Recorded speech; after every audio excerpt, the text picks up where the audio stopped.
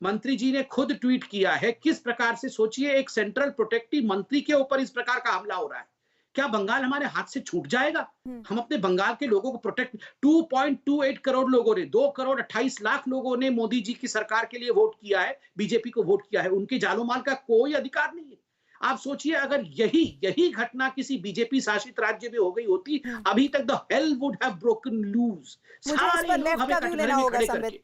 मुझे इस पर लेफ्ट का व्यू लेना होगा और साथ ही इस बात का भी जवाब तैयार रखिएगा कि कूच बिहार में टीएमसी के वरिष्ठ नेता हैं उदयन गुहा, उन पर भी हमला हुआ है और टीएमसी कह रही है कि बीजेपी ने यह हमला करवाया है। सुनीत चोपड़ा जी, ये राजनीतिक हिंसा का दौर आपका तो लंबे वक्त तक शासन रहा है पश्चिम बंगाल में, कैसे रुकेगा? क्योंकि दोनों ही पॉलिटिकल जो पार्टियां हैं वो एक दूसरे पर ही आरोप लगाती रहती है। इस तरह की सांप्रदायिक हिंसा बंद करवा दी थी।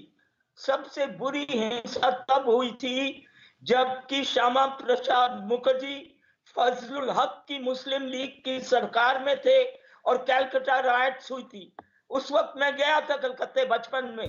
हमारे पास पुलिस का बॉडी थी टू डिफेंड अस, लेकिन एक दिन लगा था हावड़ा स्टेशन से मोइरा स्ट्रीट जाते हुए। सुनीत जी, आप समझ लो, ये इनका पुराना आपकी काम बातों है। को रिस्पेक्ट देते हुए मैं चाहूंगी कि आप आज की बातों पर बात करें और बताएं कि कैसे रुकेगी ये राजनीतिक हिंसा। मैं आपको कहता हूं, एक ही चीज करनी है। आप मुस्लिम हैं तो कहेंगे सलाम अलैकुम, पीस बी विथ यू। हिंदू हैं तो कहेंगे ओम शांति शांति। बौद्ध हैं तो बुद्धम शरणम गच्छामि।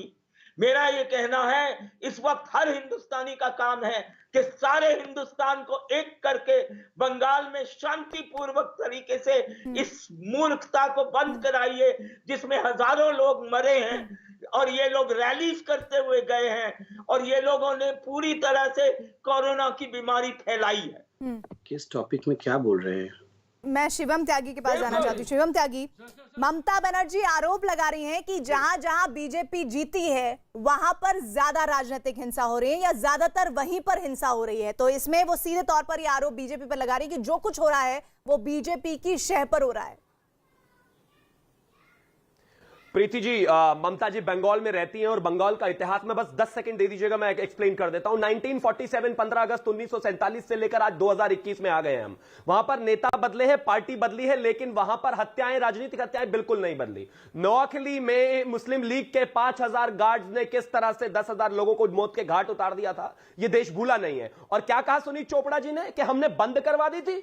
1997 में बुद्धदेव भट्टाचार्य, आपके गृह राज्य मंत्री, ने एक सवाल के जवाब में कहा था कि हमारे 35 साल के रेजिम में 23,000 राजनीतिक हत्याएं हुई हैं। आपके गृह मंत्री ने कहा था ये और आपने बंद करवा दिया। आज ममता बनर्जी 2021 में खड़े होकर कहती हैं और तौसीफ यहां पर आकर कहते हैं कि टीएमसी की जो मुख्यमंत्री है उन्होंने अब कह दिया है कि कोई घटना नहीं होनी चाहिए, तो इसलिए अब नहीं हो रही है। 3 दिन पहले भी कह देती, राज्य तो उन्हीं का है ना। 2019 से आपने एक भी एनसीआरबी का डेटा केंद्र सरकार को नहीं भेजा, एडीएसआई का भेज दिया और आप कहते हैं कि यहां पर राजनीतिक हत्याएं नहीं हो रही। चुनाव आयोग को एक 10 दिन की विस्तृत रिपोर्ट सौंपी गई थी अभी इलेक्शन के दौरान ही, जिसमें कहा गया कि 81 घटनाओं में 215 लोग मारे गए और आप कहते हैं कि हम मिष्टी दोई खाने वाले लोग हैं। आप वहां पर राजनीतिक हत्याएं कराने वाले, लाशों पर नंगा नाच करने वाले लोग हैं। पॉलिटिकल पार्टियां जरूर बदली हैं, चाहे लेफ्ट रही, कांग्रेस रही और अब टीएमसी, लेकिन आपने राजनीतिक हत्याएं स्टैंडर्ड बना दी है और ये पूरा का पूरा एजेंडा जो है पूरे हिंदुस्तान में अभी इसी तरह से रेप्लिकेट करने की कोशिश की जा रही है। और आप कहते हैं मिष्टी तो ही खाने वाले लोग हैं। उत्तर प्रदेश में तो ऐसा नहीं होता, बाकी कहीं और तो ऐसा नहीं होता। भूतकाल और भविष्य की तस्वीर बना रहेगा।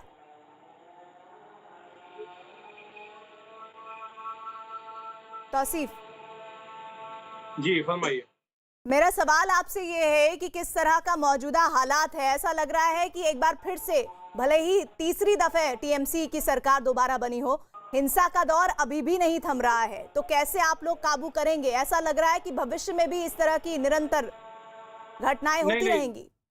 नहीं, देखिए, हिंसा की कोई जगह नहीं है बंगाल में और इलेक्शन के खत्म हो गए हैं। बीजेपी वालों को भी अपना हार स्वीकार कर लेना चाहिए। बाकी हिंसा में जो लोग इन्वॉल्व हैं, जो इन्वेस्टिगेशन में पाए जाएंगे, उसके खिलाफ सख्त कार्रवाई की जाएगी। ममता बनर्जी ने कहा है।